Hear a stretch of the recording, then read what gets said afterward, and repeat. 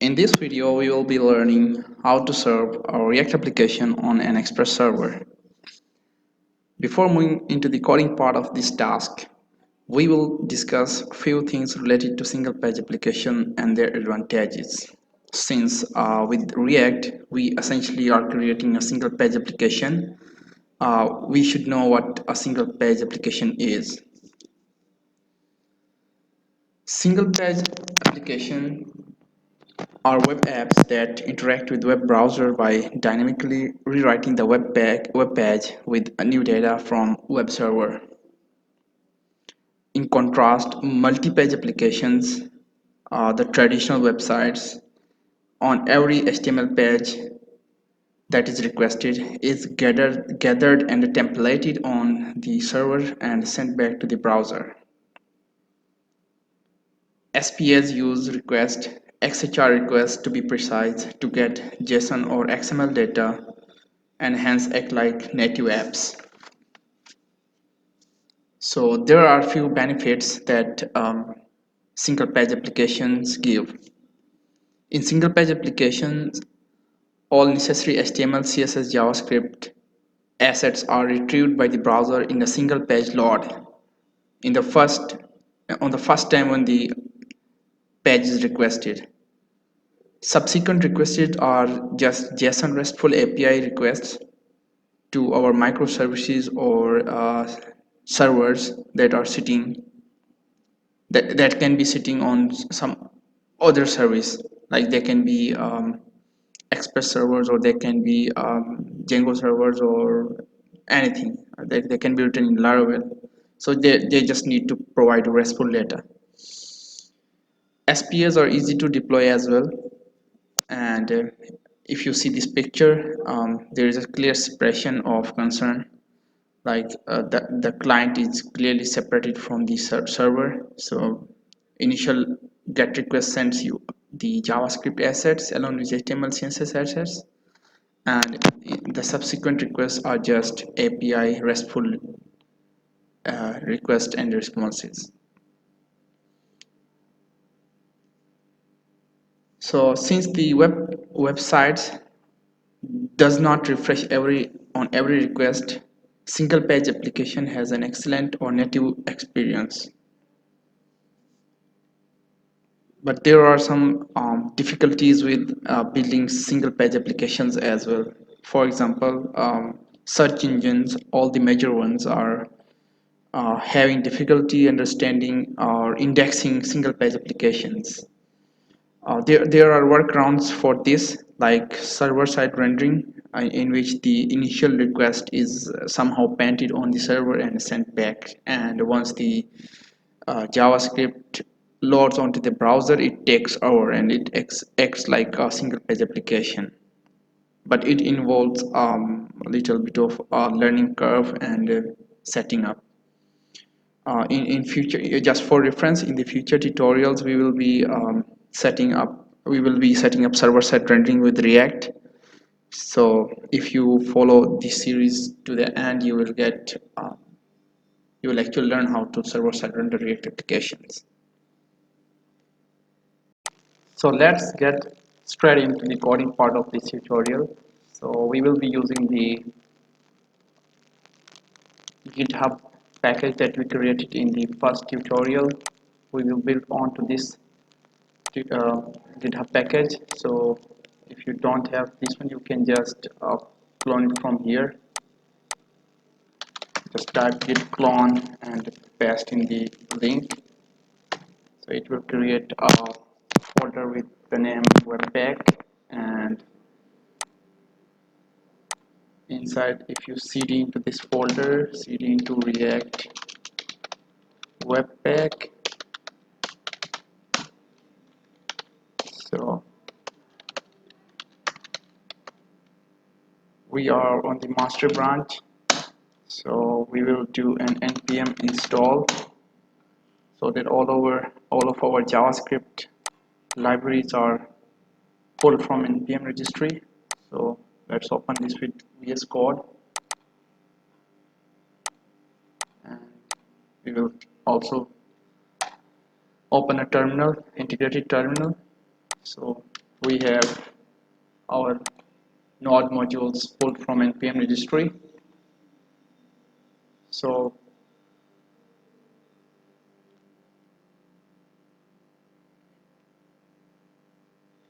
we will create a branch for this part. So we will name the branch get serve with express. Sorry, get branch and get checkout serve with express. So we are on our feature branch. So inside the feature branch we will create a folder that goes by the name server. So inside the server there is a file that goes by index.js.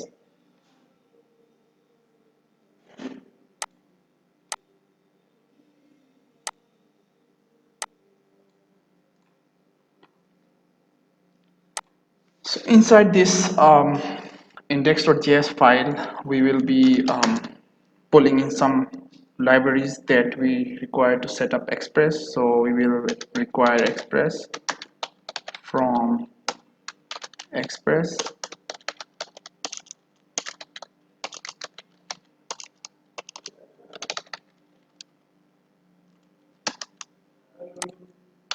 and we will also put in path module from path, and also the file system module from fs module. We will create an express application by saying const app equals we will call it express. We will then specify the static assets. We will tell express that the static assets are inside this path. So we will use the path module path.resolve. So it should be inside the dist folder. So every static asset will be inside the dist folder. So on line 7 we specified, we told express to look for all the static assets inside the dist folder. So we will create a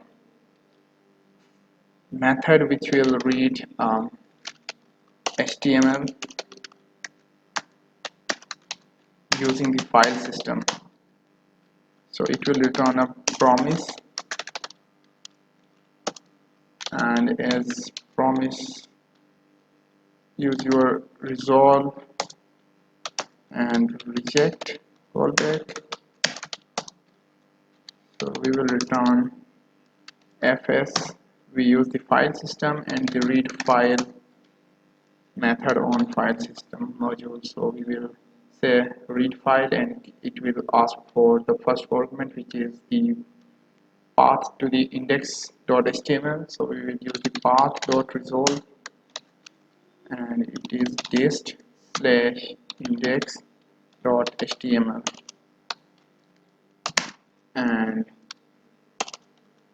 we will also specify that we will be using UTF-8 encoding, and this will give a error first callback. So inside this callback we will check if there is an error. So if there is an error we will just reject the promise with the order object passing the reject, and if it goes on the happy path, that means there is no error. So we will resolve the HTML file itself. So we have made this method. So the next thing is to specify the routes, to set up the routes for our app to listen to. So we will say app.get. So the first argument is a route. We will say all the routes basically, and it will give a request handler. So inside the request handler we will just say return read HTML dot then. So if there is no error, it will give the HTML, and we will say res dot send HTML. So we will respond with the HTML itself. So if there is an error, so it should be caught inside the get statement. So we will say res dot send, and we will send the error. So we have set up our route to listen to, and we will just define a port which will be if it's in the in the production environment, so the port will be inside the process.env variables, or if that's undefined, we will say we want to use 5000, and we will then listen on this port. And just for logging purposes, we will say console.log listening. We will use template string, so we'll say listening on port.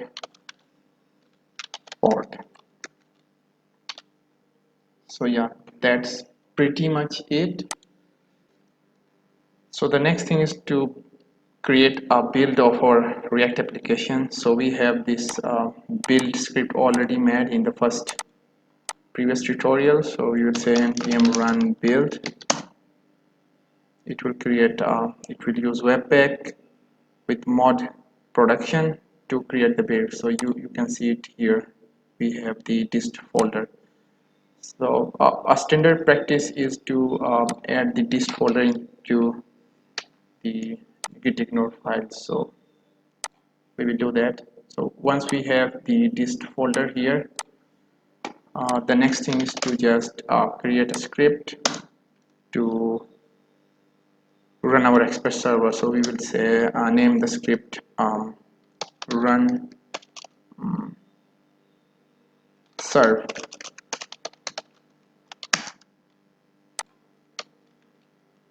So in here we will use node, and we will say server slash index.js.